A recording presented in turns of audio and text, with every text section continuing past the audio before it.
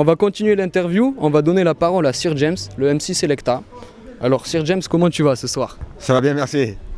Pas un peu de pression avant d'animer le sound system là? Non, au contraire, je suis content. C'est pas souvent qu'on a l'occasion de faire ça, donc quand ça se passe, on est content plutôt que sous tension quoi. Okay. On essaye en tout cas. D'accord. Alors quel âge as-tu? 30 ans. Putain, tout récemment, ça me fait bizarre de le dire d'ailleurs. 30 ans. Et t'es né où? Est-ce que t'es né? D'où tu viens? Je suis né à Londres, en Angleterre, j'ai grandi là-bas, j'ai grandi un peu à l'étranger aussi. Et ça fait 16 ans que j'habite en France maintenant. Ça fait 16 ans. 16 ans. Et en quelle année as-tu commencé à animer les sound systems pour la première fois? C'était, je pense, vers 2005 comme ça. 2005 à peu près. À peu près 2004-2005 comme ça, avec un sound system qui s'appelle Jamilitant Sound System, qui est plutôt connu de nos jours. Il n'était pas encore très connu à l'époque, mais il commençait déjà à monter, et maintenant il est international même. Bien connu. Oui. Okay. Et c'était où cette première fois? C'était ici à Bordeaux, à 500-600 mètres d'ici en fait, pour tout dire. C'était un bar juste de l'autre côté de la grande place de la Victoire. Ok. Et donc toi, après, tu as monté, comme tu nous as dit, Global Unity Sound, que tu as fondé en 2009. Est-ce que tu peux expliquer aux auditrices, auditeurs qui nous regardent, quel est le but ou le projet de créer ça? Alors oui, en fait, on a commencé, comme tu dis, par Global Unity Sound, qui était un sound system. L'idée, en fait, à la base, c'était de réunir différents petits sélecteurs qui étaient à droite à gauche, qui faisaient des trucs en solo, et de se réunir pour faire un sound system ensemble, pour pouvoir cotiser nos moyens et faire des choses plus importantes. Et ce sound system, en fait, il est vite devenu une association d'organisation, une association qui nous permettait en fait de programmer des choses qu'on voulait faire et des artistes qu'on voulait voir avec nous. Et donc l'association s'est faite comme ça en fait, par une volonté de voir des événements qu'on ne voyait pas, de les faire nous-mêmes en fait. Vu qu'on ne les trouvait pas ailleurs, on les a fait quoi. Et est-ce que tu aurais une explication du fait que pourquoi on ne les trouverait pas ailleurs? Disons qu'il y a beaucoup de sound systems qui existent, il y a beaucoup de choses qui existent, mais notre style à nous, c'est un style qui est quand même beaucoup axé sur les origines du sound system, c'est-à-dire les sound systems jamaïcains des années 70, des années 80,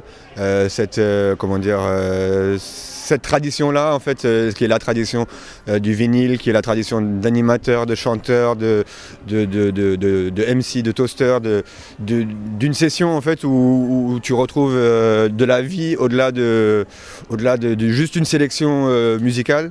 C'est tout un ensemble de choses avec un matériel son qui correspond. Pour nous permettre de recréer un peu cette ambiance-là qui nous passionne. Et vu que c'est pas forcément... La plupart des gens sont dans l'actualité. Nous, c'est pas qu'on n'aime pas l'actualité, mais on aime beaucoup la musique plus ancienne et on joue aussi des nouveautés, mais moins. Et parce qu'en fait, on trouve beaucoup de la musique qu'on aime, c'est de la musique qui est plus ancienne et pour pouvoir l'écouter, on s'est retrouvé à organiser des soirées où on l'a joué quoi. Votre propre musique que vous perdurez. Voilà, c'est très ça. Intéressant. Et est-ce que c'est à ce moment-là que tu as rencontré Daddy Jeff? Ouais, exactement, en fait, c'est comme ça qu'on l'a rencontré. C'est-à-dire que c'était un ami, un des membres du Global Unity Sound. Et une des premières soirées qu'on a organisées sous le nom de l'association avec le sound system Global Unity Sound, c'était avec DJ Academy en fait, on rencontrait DJ Academy. Et c'est à la fin de cette soirée vraiment qu'on a tissé des liens, qu'on a vu vraiment un petit peu justement ce côté traditionnel, ce côté culturel du sound system qui était devant nous, parce que c'est quelqu'un qui est porteur de ça, parce que le sound system DJ Academy existe depuis de nombreuses années. Il est issu directement de cette tradition-là. Et c'est pourquoi on a voulu collaborer avec lui. Et par la suite, c'est comme ça que j'ai rejoint DJ Academy, parce que j'ai retrouvé un peu ce que je cherchais dans la musique là. Ok, et DJ Sound Academy, c'est l'un des premiers sound systems à s'être créé à Bordeaux et même en France. Ouais, c'est vrai. En fait, on me dit en France que le premier sound system qui a vu le jour, on dit que c'est un son parisien qui était le premier son, et son nom m'échappe, mais à Bordeaux en fait, et ça c'était début des années 80. On donne cette date-là à peu près. Et à Bordeaux, en fait, dès 84-85, il y a eu des mouvements, des collectifs de gens qui ont joué des disques, qui ont voulu faire ça. Et ça a commencé en fait en 86 vraiment à avoir un nom, c'était Chedobi Sound. Et Tchedobi, c'était un rassemblement de tout un tas de gens de différentes origines, anglais, jamaïcains, africains, français. Et c'est ce groupe de gens qui par la suite sont devenus DJ Academy Sound. Et c'est ces gens-là qui ont monté un peu le premier mouvement sound system sur Bordeaux, et même dans le sud de la France. Parce qu'avant ça, il n'y avait rien. Il n'y avait aucun sound system, il n'y avait aucun endroit où on pouvait écouter de la musique jamaïcaine.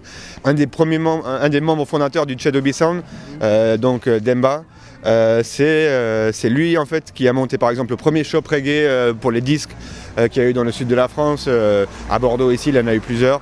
C'est vraiment l'origine de ce mouvement dans le sud de la France, en tout cas ça c'est quasiment sûr. Peut-être qu'il y a quelqu'un qui me contredira, mais je ne le connais pas encore, quoi. Voilà. Et donc DJ Academy, ça vient de là, ça vient de cette volonté de ramener cette culture qui était à l'époque, je veux dire aujourd'hui on joue les morceaux des années 80, c'est vieux, mais à l'époque c'était tout neuf et ils jouaient les dernières nouveautés qu'ils allaient chercher.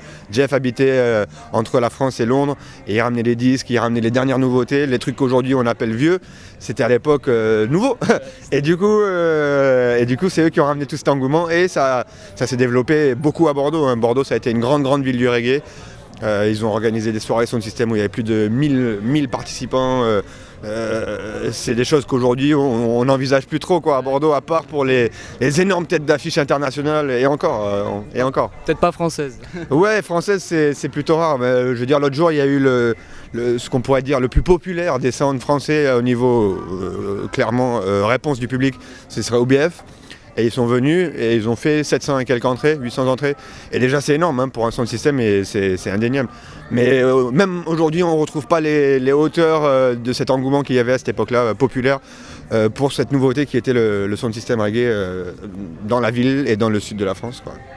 Alors qu'est-ce que tu es venu apporter en intégrant DJ Sound Academy ?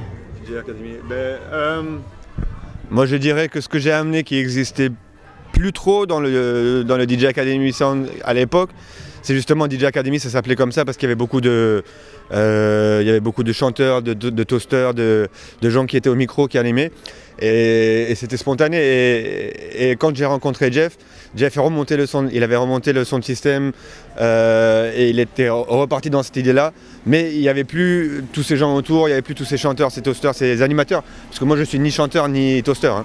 Moi je suis vraiment animateur, MC dans le sens original du terme, qui est maître de cérémonie, c'est-à-dire que je tente d'animer, d'apporter des informations, de détendre les gens, de les faire sourire, rigoler, de façon à ce qu'ils se sentent à l'aise et qu'ils puissent profiter le plus possible de la musique et de tout ce qu'il y a dans le sound system pour eux.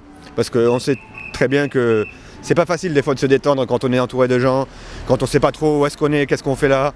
Et des fois quand il y a un mec qui dit une bêtise pour rigoler, ça te fait sourire et du coup ça va mieux, quoi. Tu te sens un petit peu moins bête et si lui il est devant tout le monde et qu'il est bête, tout le monde peut être bête, quoi, donc ça va, il n'y a pas de problème. Et c'est un peu ça, moi j'essaie d'amener un côté autant informatif, culturel, que ludique, essayer d'être là pour que les gens soient heureux et se sentent à l'aise, quoi. Ok, merci pour tes réponses très riches et un bon courage pour l'animation du sound system. Merci beaucoup.